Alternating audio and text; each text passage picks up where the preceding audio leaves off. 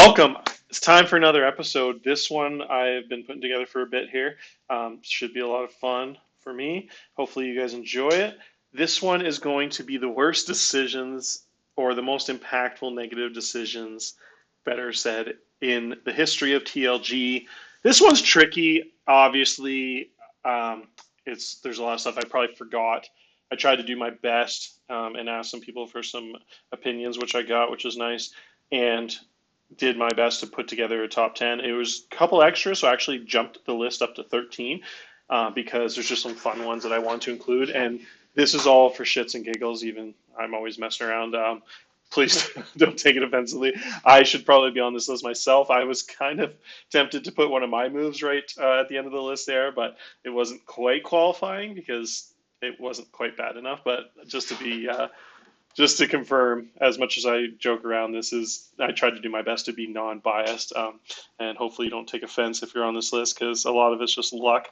But sometimes there is some blunders, and we'll get into them now. So the first on my list is actually Heston Kjerstad. He was, I don't know how to say that name properly.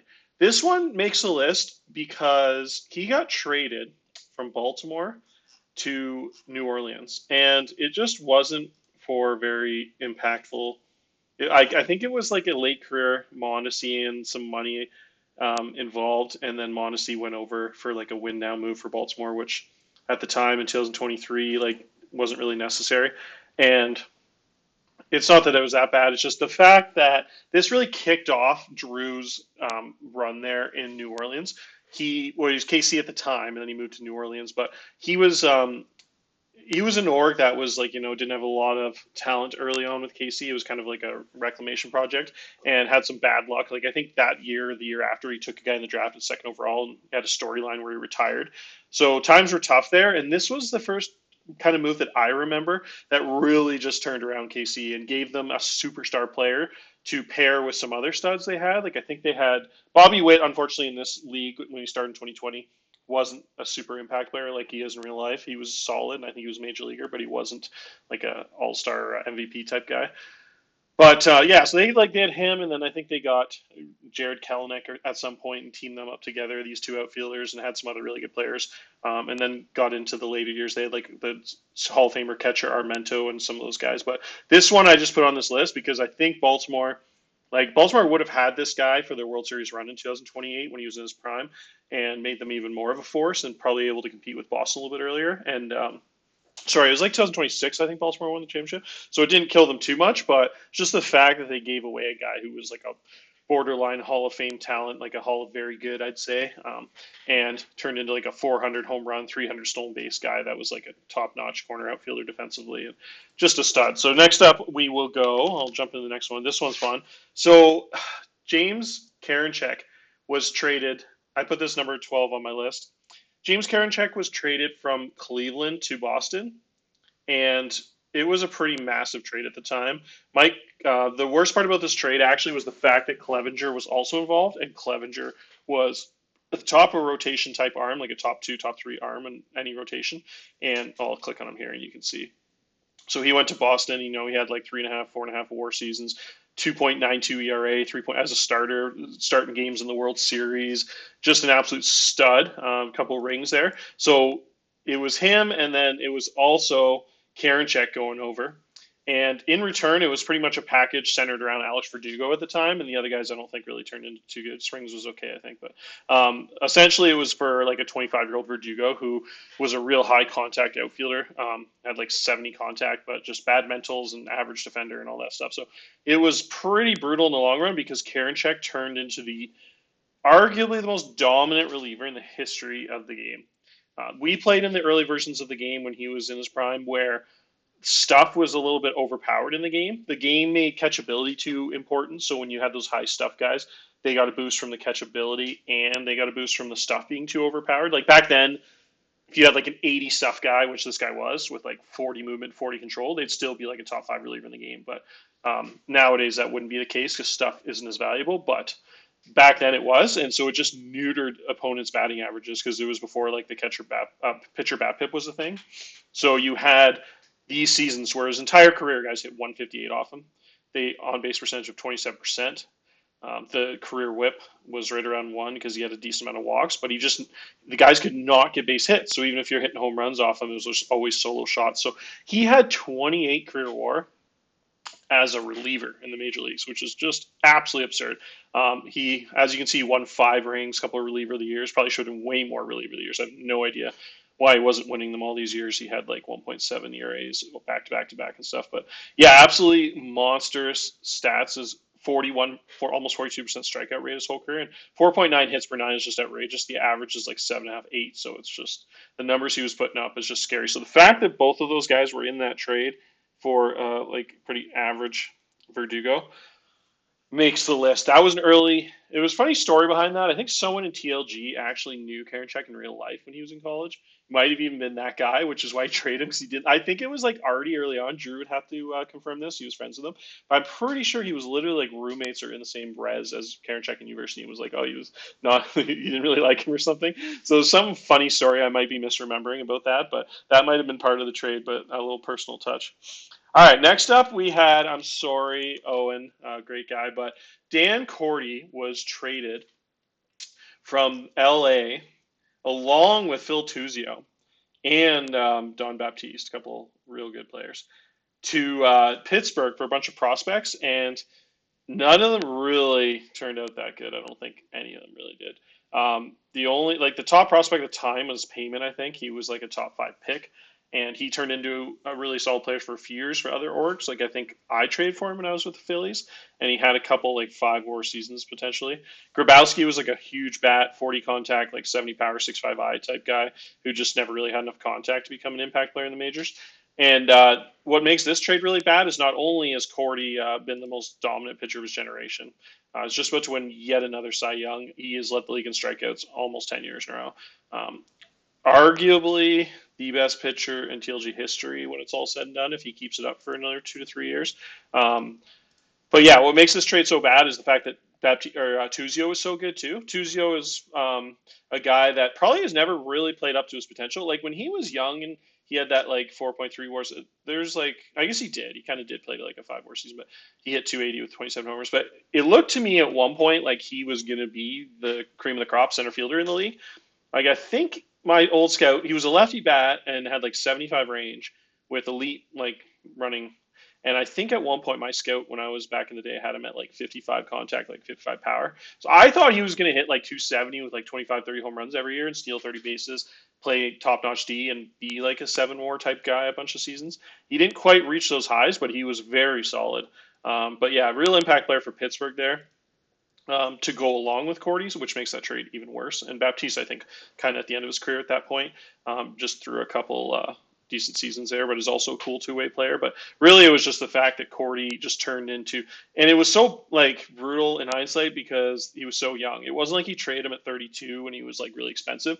LA traded him before his ARB years even started to really kick in. So he was in the first year of ARB and he was really cheap still. So then Pittsburgh got 2 ridiculously valuable years in ARB 5, ARB 6, and then signed him to an extension, and then he's just been the best pitcher ever since. So it was that was a tough one. That probably could rate a little bit higher now that I'm thinking about this out loud. But these are all pretty bad once we get in the top 10. So next up, I think we're at number 10 is Luke Leto. Luke Leto, I don't know why I have to.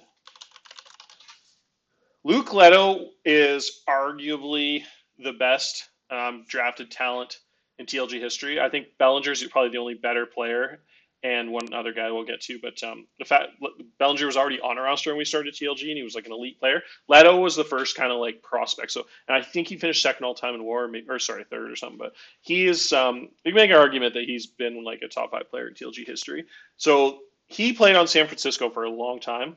And he was absolutely dominant every single year. He had multiple double-digit WAR seasons, 120 career WAR. But he was a quad 80 defender who had like a 65 I, so he walked like 30% more than the league average, which for an elite defensive shortstop. Stole just enough bases to make it a value.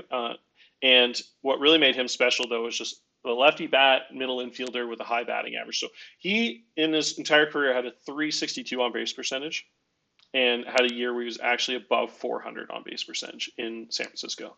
San Francisco nerfs lefty power more than any stadium, so there's also probably an argument that if he was a different stadium, he'd probably be close to a 20 home run guy each of these seasons.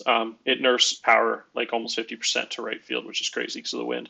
But anyways, he was traded at the age of 31 in the offseason there to Toronto.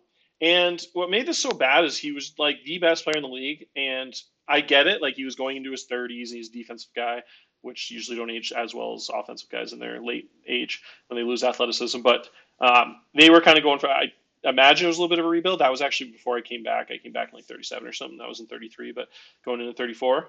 But then what happened is he went to Toronto, and it just was like kind of an unnecessary trade. Like they didn't really get much in return. I wasn't here at the time, so again, this isn't as accurate as some of these other ones, but it was where's it here? Yeah, I literally the only guy I recognize from this is Gaston, who's like a 55 contact, like below average defensive catcher. Bolin was like a solid starter who was like middle of the rotation guy with high control. Probably more like a number 3, number 4, but essentially just got a bunch of like meh pieces, and you gave away like the best player in the last like 30 years. Like he was absolutely ridiculous.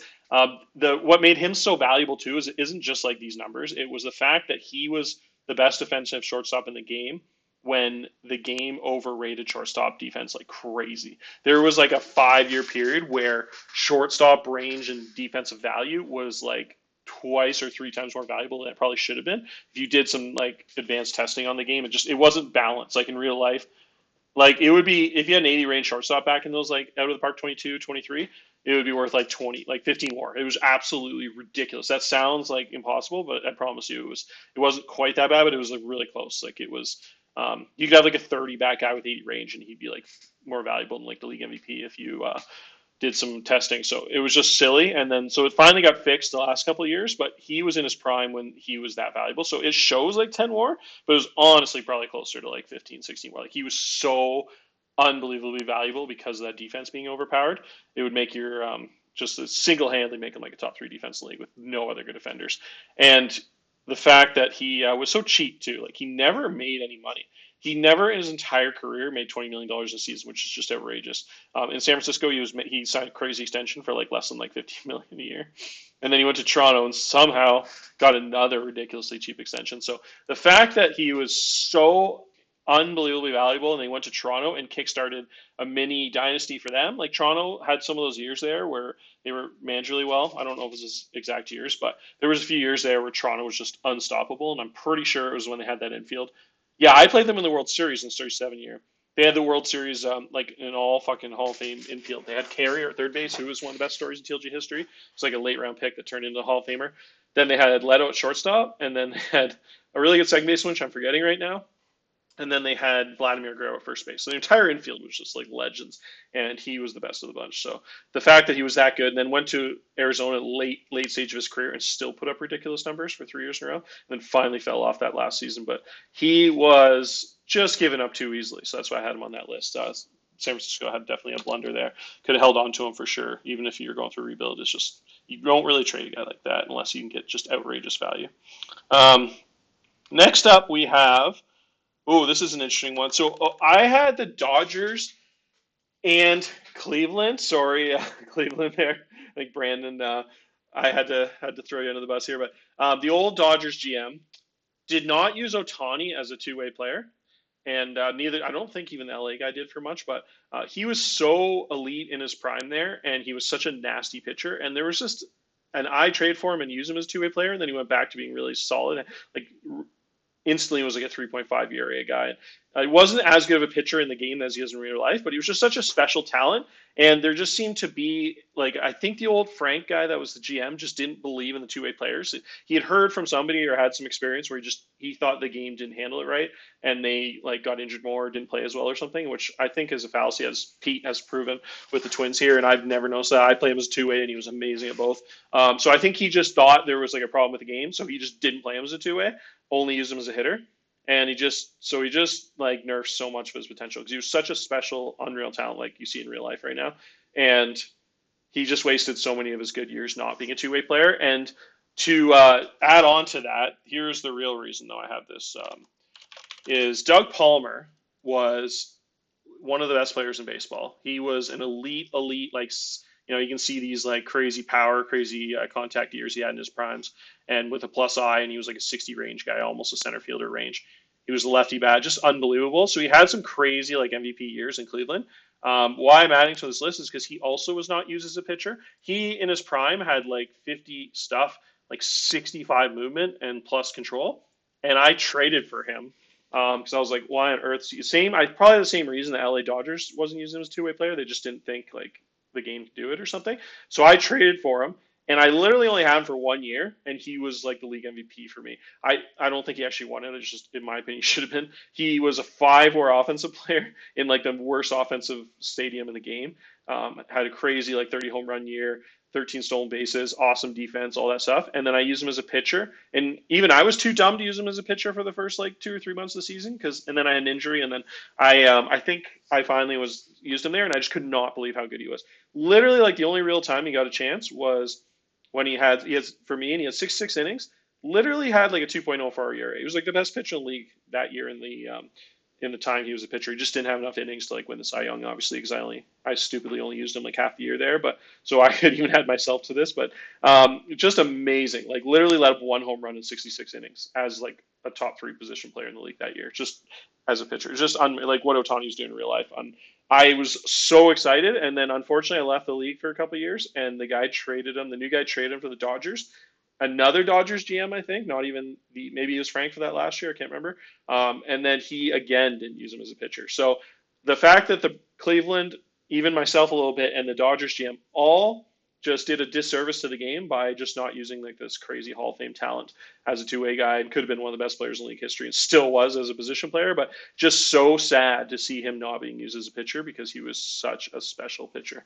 But yeah, pretty crazy mismanagement by a bunch of us GMs there.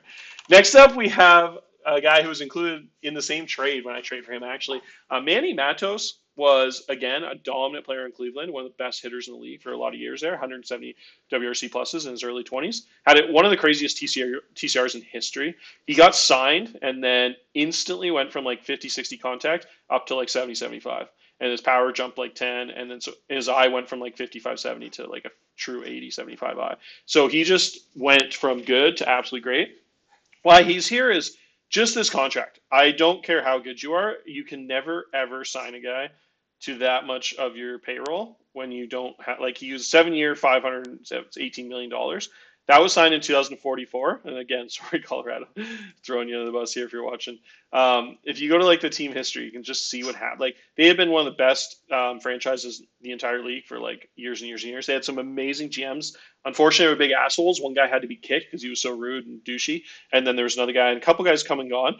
So they had some ridiculous years. Probably the best team of all time. That 2028 team was just unbelievable. They hit 317 out of 3.9 ERA as a team, and the Pythagorean was $120. There's some really good Boston teams. I'd say this 2028 Colorado team was probably the best team in TLG history. Get into that in another episode, but debatable though. There's like a couple 116, 118 win Pittsburgh teams, Boston teams that would put up a fight too, but all real close. But I'd say this is the best team. This team was terrifying, absolutely loaded. But anyways, so he went to a Colorado team that just had such a storied history, and then they just gave him too much money. And you can see as soon as he signed that contract, just a year or two after is when they just start losing so much money. And then obviously there's some other reasons. It was just more of a rebuild anyways.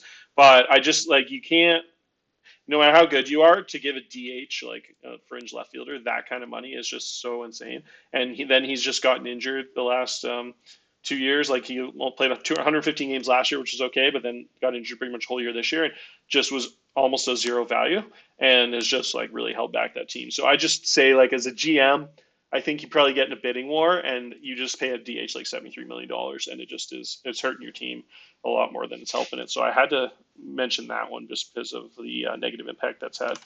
Next up, we have Steve Masters. Steve Masters Steve Masters was on this list because he was drafted by the Blue Jays in 2026. I don't know if that was the Gamma years. I think it was someone after him, maybe DC or something. I can't remember. He was traded to the Twins, and I don't even remember this guy, but as you can see, he pretty much was like a fringe, like AAA guy. And then Steve Masters went on to have one of the best hitting profiles in TLG for a long time. Pete, probably one of Pete's best ever players, was amazing for like an entire like 15-year stretch there. I actually traded for him with the New York Mets that one year, and he was so valuable for me. I gave up a really good player, actually. I think I gave up a catcher who turned into like a 3-WAR catcher a couple of years there when he was in his prime with a bunch of power. Anthony Pitts, if you want to look him up. But it was well worth it just for that 1 year Masters because was just a crazy on base percentage guy. His first career was a 380 on base percentage guy, got to 330 home runs, was just a top of the line right fielder / DH late in his career, and had just amazing career numbers. Just an on-base machine. You could bat him near the top of the lineup there. Was good against lefties and righties, and was just so valuable. So the fact I had to put him on this list pretty high just because Toronto gave him up so easily. Just for a pitcher that just had no impact, and probably he might have had TCR after that trade or something. But for whatever reason, you just give away like a guy who turns into like a legend in Minnesota there, and is one of their best players of the 2000s, and that really stings. But again, like I said, I think if I was to redo this list, I'd have this Dan Corty trade that I talked about earlier a lot higher than those last few moves. But anyways, doesn't really matter. Next up, this one is really tough, and I'm sorry, Milwaukee Brandon, great guy, but I had to do this one here. I got to look up the year here because I'm forgetting. My draft history tab. I think it was around this time, 32 or 33. Yes, here it is. Okay, so unfortunately, this another Doug Palmer sighting here. This has to make the list. So David Ventura drafted first overall, and he was a stud center fielder at the time of the draft. I don't think my scout can go back to that, unfortunately. But he looked like, I wasn't here for this, but I can see by the scouting reports and history tabs and stuff like that, I could see why. Like, he was a college center fielder that had, as you can see in the minor leagues here, big hit tool and solid defense and a little bit of power and gap power, and had a lot of stuff. Obviously, you have to be real good to go number one overall. But as you can see, just never really turned into a dude. He was a major league guy that just never accumulated really, even like he had that one rookie year. He was like a kind of a starter, but not, it's like a 79 WRC plus guy. And then he lost his ability to play center field defensively, fell, and it was more of a corner outfielder and just didn't really have the bat and never really made an impact.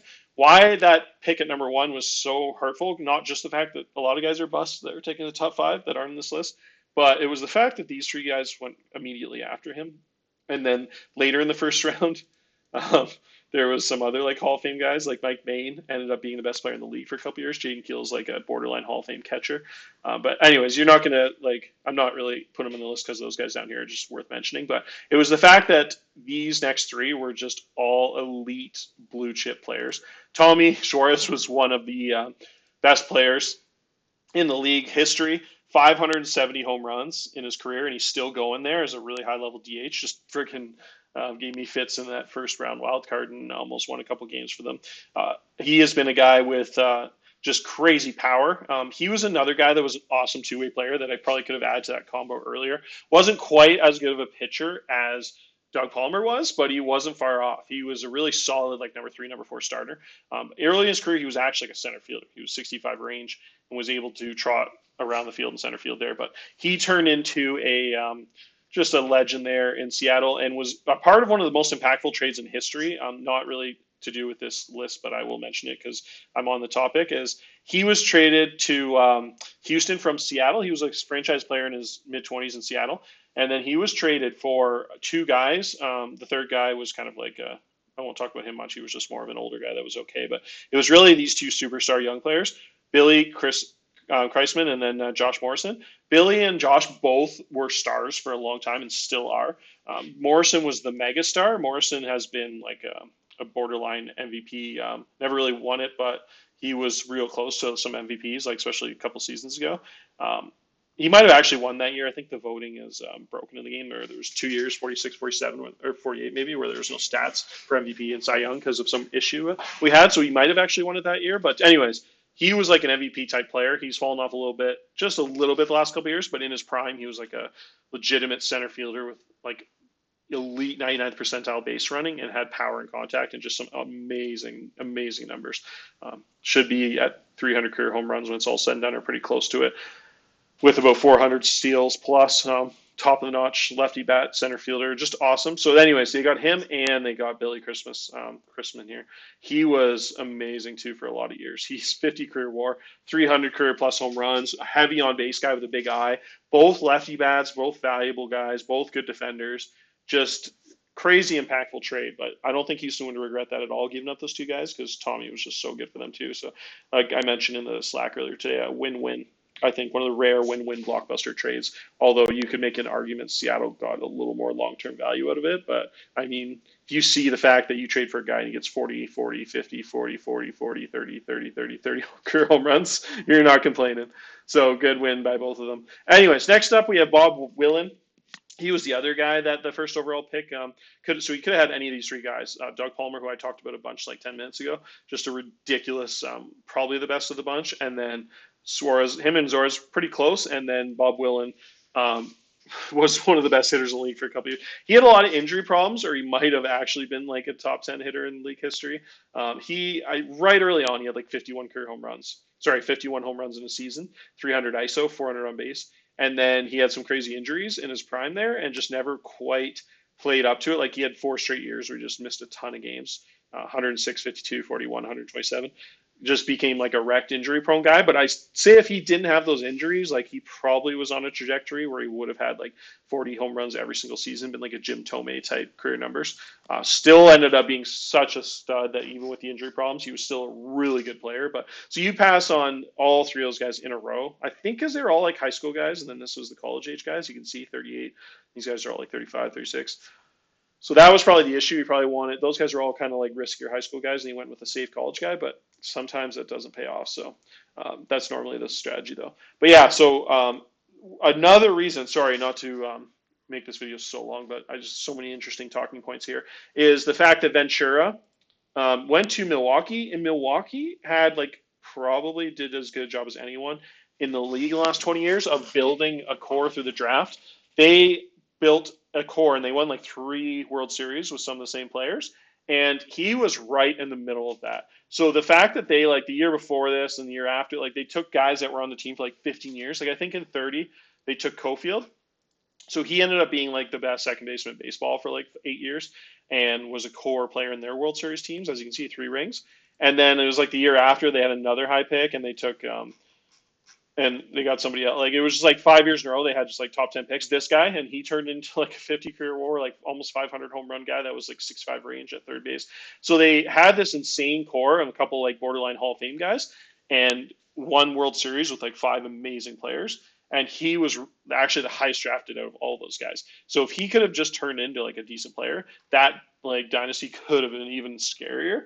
And obviously all things happen for a reason, so maybe it would have changed some things. But if they would have added like a 6 WAR center fielder to the mix with those guys, holy smokes, they would have maybe been like one of those like 115 win teams or something a couple of those years. So just a big swing and a miss, unfortunately, even though every other move made by him in that early 2030s was rock solid. The biggest one actually with most potential, where he could have taken any of those 3 other guys to be like, you know, look at those career wars. He missed on. So it's just what could have been in Milwaukee was already so special. It could have been even more special. So anyway, sorry about talking for that for so long. I will move on here. Next up is the 2025 draft. This is very interesting. I'll have to go to the filter for this one. Is 2000. So this is so fascinating because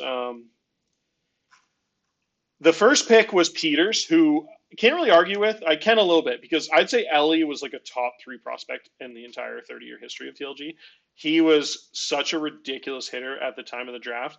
I think he was like 45-70 contact, or even like 45-80, with like 40-70 power and huge eye. And he was so developed, and he had ridiculous college stats. It was almost the perfect prospect. He was like one of those like just guaranteed 1-1s.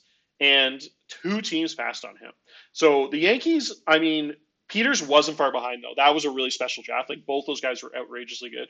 Peters never really quite lived up to it, although he did end up being a really good player, but he looked like he was going to be like even more ridiculous. He was like the Bryce Harper, where he was just a crazy power bat. Like he was a college guy that was insanely advanced, and he looked like he was going to be like a 300. Like he was pretty much a Paul Goldschmidt type talent without stolen bases, or like, you know, all those elite like first base guys like Nick Kurtz now, or like Freddie Freeman. Looked like he was going to be one of those like 65 contact, like 65 power, 60 eye type guys that just put up 140 WRC plus every single season. So the fact that he just didn't quite live up to that, but it's not a huge argument because he had almost 20 career WAR, which is still a really solid pick. But the fact that number 2 was the big one I'm putting on this list. So the Cubs had a really bad run there in the late 20s and the 20s and the early 30s. It was probably the worst run org by some old GMs that just really struggled there until the new GM came in, did a really good job for the last like 10 years or whatever. But there was some outrageously bad decisions there. And this is pretty much as bad as it gets. He was a solid player. Like I seem to remember he had really special movement. I think he was like a 45, like 75 movement guy, and he looked like a 6'8", like juggernaut pitcher, and he was like a really good starting pitcher prospect, made the majors, had a couple 200 inning seasons, but it was just the fact that you just pass on Ellie, who turned into such a star. Ellie ended up being almost a 600 career home run guy, and the on-base percentages, the contact, he had absolutely everything and was every bit as good as he looked as a prospect, and just ended up being a legend there in Cincinnati. And Chicago, the division rival, passed on him. So you have the second pick, and you have 2 generational talents in the same draft, and then you pass on both of them for an arm who was risky, and he didn't really turn out as good as you think. And then Ellie turned into a Hall of Famer. So that was really tough. And there's some other really good players in this draft. Actually, what I forgot to mention is I actually might have, I'd probably take Ellie number 1 that year, and then I think my second player was Jonathan Peterson. Peterson was silly good too. He was like an 80 range center fielder that could have played a elite second base also, had amazing contact. He was on that best team of all time I talked about earlier and was one of their best players. He hit 358 to lead the league that season, had 40 doubles and top-notch defense and 33 home runs, just part of that like just terrifying 2028 Colorado team. So you pass on him, and these other teams passed on him too, which is crazy in hindsight. But the worst of the bunch, I didn't mean to single out Chicago, was actually the old Seattle GM too, before this new guy came in, Hugo. So don't worry, Hugo, it's not you. They had 2 picks. This was actually arguably worse. They had 2 picks here. Dave Bayless, who was just complete bust. It wasn't even like he was a good prospect at the time. Both these guys were just like crazy, like drafted too high by like 20, 30 picks. Flynn was a much better pitcher prospect than both those guys. So it was RJ Larry was crazy advanced. He just had bad mentals. Potts turned into like a crazy, crazy good pitcher for a long time. And then Baptiste was really good. And then these 2 guys both turned into like top 20 relievers in the league, top 10 relievers with like 80 stuff. Kuhn had one of the best reliever seasons of all time with me. Vargas was on a World Series with a closer in a World Series New Orleans team. So literally every other pitcher after these guys that were both huge reaches turned into absolute studs, and both these guys were just complete like no-shows in the majors. And then Peterson went 2 picks after. And Peterson, again, should have been a top 3 pick in that draft too. It should have gone probably Ellie, Peterson, and Peters as the top 3 in whatever order. So that was crazy looking back on that. So Seattle swing and a miss twice with 2 huge bust pitchers and passes on Peterson. So there was just you can make a whole episode on that, how insane of a run Seattle had there for a few years, of just how bad they were managed for so long. It was like 2020 to like 2030 where they were just, there were some picks in there in the late 20s before Hugo got there that was just like, whoo. They had probably one of the worst runs ever. Like if you look at their team history, they had like an 8-year period where it's just like from like here, 68, 65, 63, 64, 53, 50, 37 wins, 58, 49, 50, 57, 52, 51. So from literally every year from 2021 to 2033, a 12-year period, it was like, and then they finally started making some good decisions in the draft when Hugo got there, and then developed those guys by about the mid-30s and turned into a juggernaut ever since. Great job by him. But yeah, the previous management there swung and missed twice. Huge. That really stung. Okay, so we're in the top 4 now. So I should really speed this up because this is getting really long, but I'm having a lot of fun here. This is an interesting one. Okay, I got to do it to my dudes. Couple OGs that have been in this league so long, but I had to throw them in this list for kicks. But here we go. So 2000. Oh, what year is this? I think it's 2021. Actually, I screwed up there. Okay, so here we go. So as we talked about earlier, Luke Leto, I had to throw Alex on this list, and I had to throw Chad on this list. Pirates GM and the Detroit GM, who are still here, OGs from the good old days. I didn't put Kumar Rocker here because the Baltimore GM, because Kumar Rocker was like a top 2 prospect in that draft and went 1-1, and at the time was like pretty good pick there. turned into a World Series winning ace for Baltimore. Him and Jim Spower were teammates there and were just amazing as the 1-2 punch, and led Baltimore to a miraculous 2025 World Series, which was so exciting. And so you can't really argue with that pick, even though it still should have been Leto. But Leto was the most talented player in the draft, had a huge signing bonus. So some teams passed on him, but also just the fact he was a high school guy. So number 2, Pittsburgh, one of the most, probably the storied GM in the league, the highest win percentage in TLG history, picks a college pitcher who turned into a mega bust, had negative career MLB WAR. He was a really cool prospect. Like, he had 5 or 6 pitches and looked kind of advanced and looked good at the time. And then the high school firearm pitcher who had negative career WAR is Andrew Painter, who was a complete bust. High school crazy ceiling, just never turned out. And then I didn't include these GMs, Q and Owen, who are still here too. So all 2, 3, 4, 5 are still in this league as GMs, and they all passed on Leto, which is kind of funny. But House ended up being a really good player. House was like a top of the line third base defender who hit 20 home runs a year, had a low athleticism, got on base just enough with his good defense to make him a plus player. Had some really solid years. He was worth like $15 million and had a couple Gold Gloves. And so he was a good player. And then Mayer was a really good player. Mayer was like a borderline Hall of Famer. He was a lefty power bat shortstop who had top line defense, 6'3" frame, big time contact, 20 home runs almost every single season. Always in the double digits there, ton of doubles, really good player. So even though Leto is so much better than those guys, I don't think those were such big mistakes because they got really solid players there. But it was the fact that you take 2 early pitchers at that risk and they turn into such busts, and then Leto turns into the best player drafted in TLG history and has like 120 career WAR. Can you imagine Leto on Pittsburgh, how good some of those teams were in the like late 20s and early 30s? And they would have had Leto all those years on cheap contracts, and just how insane Alex would have been with the best player in the league on top of his already best roster in the league for some of those years. So just what could have been again. Sorry, Alex. Next up, we have Christian Moore. This is the number 3 move. This one was so brutal because the early Arizona GM was rebuilding and really eyed Christian Moore. He was on Boston. Boston took him in the end of the first round because he has a high signing bonus, or whatever the reason was. He was a sick 2-way player. I thought was going to be like a top 10 pick. He fell a little bit, but at the time, he was a guy that was like a 60 range borderline center fielder. I think he was like a really good third baseman too. I think he had like 45, 55 range with like 70 arm. And so he was like a guy that could have literally played anywhere in the field. It was like uber talented, crazy, juicy prospect that just looked like a star. He could pitch, he could hit. He was just like a really, really special talent. Didn't really ever turn into a good major leaguer, and it was a total bust. But since Arizona wanted him so bad and they were rebuilding, they to get a big package with him and some other guys at the time, there were some win now guys. Like Josh Naylor was okay. Feliz was like a legit starting major league center fielder, solid. And then Klaus and Feltman both turned into really solid major league arms. So you actually got some guys in return there, but what they gave up kickstarted the best dynasty in TLG history. Was the Boston dominant dynasty of the 2020s. If you look back at their history, whoever wasn't here back then. Varsho was a catcher and left fielder and right fielder. Wasn't like he was in real life, wasn't like a 70 range center fielder, but in the game he was like a 60 range guy that could play a really high level like left field, right field.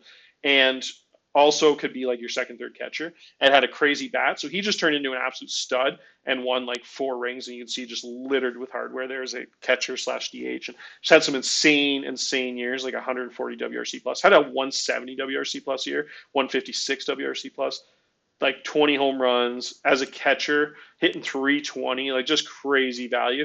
And then also Carroll was probably the best of the bunch. Carroll won 6 rings and was a Hall of Fame type talent. I don't think he's made it yet in the game, but he 100% should. He had some crazy defensive value boost where I think at that time of the trade, he was 65 range and he ended up at 80 range. Just in the old game, depending on the coaching and some other stuff, had to go up. And he ended up being like a 60 contact, 55 contact guy, lefty bat with crazy base stealing and 80 range, and just hit a crazy amount of singles. So as you can see, he had years with 130 singles. So he ended up just being a terror on the base pass and just a little bit different profile in real life. In real life, he has a little bit less range in center field, but a little bit more power and like doubles power and triples power. But in the game, he was more of like a singles hitter with an elite defensive profile and was just amazing. So not only did you get Varsho, you got him, So you got Varsho and you got Corbin Kell, and then Zach Gallen was, oh my God, he was like their ace. So if Zach Gallen goes over to Boston and has like a 5.7 WAR season with a 2.86 ERA, wins the World Series a bunch of times, sub one WHIP with some red ink there, and was just a really solid pitcher for years and years with Boston, but mainly just a couple of years. I thought he was actually a little bit better than that for longer. But so you get all three of those guys who are crazy impact guys on a Boston team that just won like 115 games like 5 years in a row. Just were just stupid good. Or that was a little exaggeration. I think they won 118 or something one year, but like 106, 112, and all that to give up for a guy who ended up being a bust. So that it made Arizona just, that was before Gamma, don't worry, and made Arizona just stutter for a long time after that until Gamma had them recover and turned Boston into a superpower. So just the fact that that trade just ended up so badly for Arizona had to be so high on this list, even above the Leto move. Finally, the top two. These are crazy. So Robert Puason, this one's a little simpler to talk about. Essentially, Puason was like the best prospect in the game at 17. He was so young, though, and so risky that Oakland had him, and he got traded to Toronto. Gamma really wanted him and made an amazing move to trade Craig Biggio, who was like a 1 WAR, 2 WAR middle infielder in major leagues and pre-Arb years. So he's kind of valuable. He's like, maybe a little better, like a 3 WAR guy. And the Toronto GM, Gamma was Toronto GM at the time. Oakland was trying to win now, so they wanted a major leaguer that was like cheap because they had a low budget. So they trade for like $2 million and a retained Biggio for like a 17-year-old Puason. And the fact that why this is so funny, and I probably should put this number one, not number two, is there was like multiple GMs in the league that tried to cancel the trade. There was like people calling, like no one knew Gamma at the time. He was a new GM, and there was literally people like insulting him, saying that was like a stupid move. And he was like the Oakland guy was taking advantage, like a new GM that didn't know what he was doing, because the Oakland guy was in the league with some other guys before this, and it was like he was being cocky about it. Like Oakland was openly mocking the trade after, and was just like, oh, that's crazy, like Toronto would do that, blah blah. And then Oakland had some bad times and left and disappeared. I don't know who that GM was. I hopefully Drew or somebody does. But then Puason ended up being, him and Leto were like the two best players in TLG history next to Bellinger. I think Puason, 134 career WAR. What's funny is that Toronto never really got the fruits of that trade.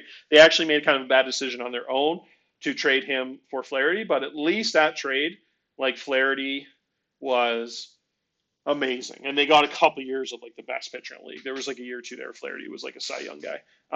So that trade also probably be on this list just because how good Puason turned out in St. Louis, and Toronto didn't get any value. But the fact that Oakland gave him up for like a 1 WAR, really below average major league second baseman, and gave away a guy that had 134 career WAR.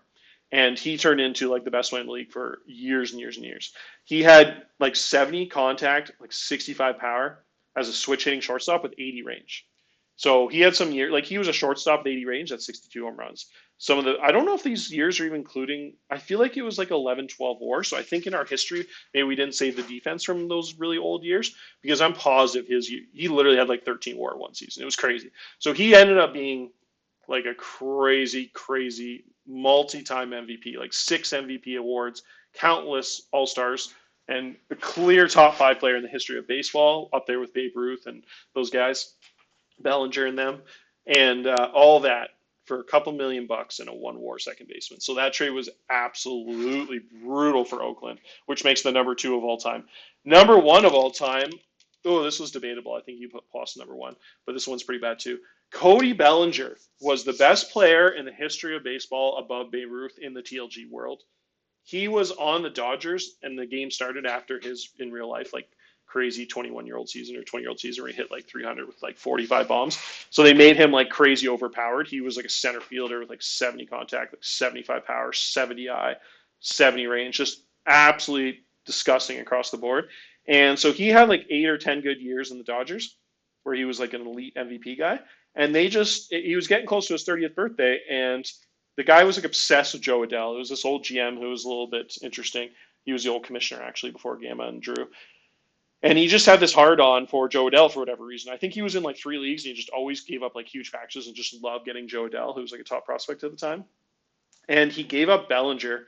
There were some other reasons. I just can't remember them. It was like a weird reason, but he essentially, I think he was kind of like a douche and was like not trying his hardest and was like knew he was going to quit and was just trying to like rebuild or something or something weird. But still, he gave away Bellinger because he was getting close to 30 and maybe he saw some regression coming because he went from being like a 12 WAR player to like a 7 and a 5, and he was getting on his 30th birthday. And so, anyways, goes to Houston. But what he doesn't, and he doesn't really get much in return for that. Like at the time, it was a pretty good trade, but it was like you just don't recognize any of these guys anymore. There were at the time like some solid prospects, but obviously for like a top player in the league, but it was just a bunch of nobodies. And he ended up going to Houston. So he already had 400 career home runs at that point, 406. And he goes to Houston in his 30s and hits 437 more after that because he aged like a fine wine. So he goes to Houston and is just multi-time MVP again after that, nonstop like 50 home run seasons, crazy, crazy. So he ends up just giving Houston like the top player in the league for like 10 years and lets them just be a real powerhouse. To this day, they're still like have the effects of that, like the big budget and all those good years with all those other players like him, and they trade for Suarez or Juarez or whatever. And so anyways, it goes to a good team in Houston that's managed well and just had some really good teams, and just all for nothing. And the Dodgers, if they didn't make that trade, they're already just so disgustingly loaded that if they were just managed solidly and kept Bellinger and didn't make those dumb trades, getting rid of him and Lux and those guys, like they were such a Death Star. It was like kind of what Boston turned into. It was like the Dodgers could have easily just won 100 games like 20 years in a row. They were just, the budget was that big and the fan interest was that big, and there's just absolutely no reason to have, like it'd be like the Yankees trading Aaron Judge right now for like 4 prospects that didn't even turn into like positive major leaguers. So it was just such a stupid move by the GM at the time for whatever reason, and it just crippled the Dodgers for so long. They went from just like the best situation in the league in the early 20s to just taking like 15 years with some questionable GMing to recover. And they've gone through like 5 or 6 GMs over the 30 years of TLG, and they've had some up years and some down years. And then finally, this new guy's probably been the best of the bunch, where he's won a couple World Series and finally has them on the right trajectory. But they were such a Death Star. There was no reason for them to have like a 15-year period where they just couldn't win at a high level. So that trade had to be number one, but it's very debatably close between him and Puason, in my opinion. So anyways, I talked forever. I really hope you enjoyed this video. Probably made it too long, but if you enjoyed, I love talking about this stuff. So even if you just skip to the end, I mean, maybe you just skip the top 10. That's all cool too. But anyways, that's it for now. Hope you liked it.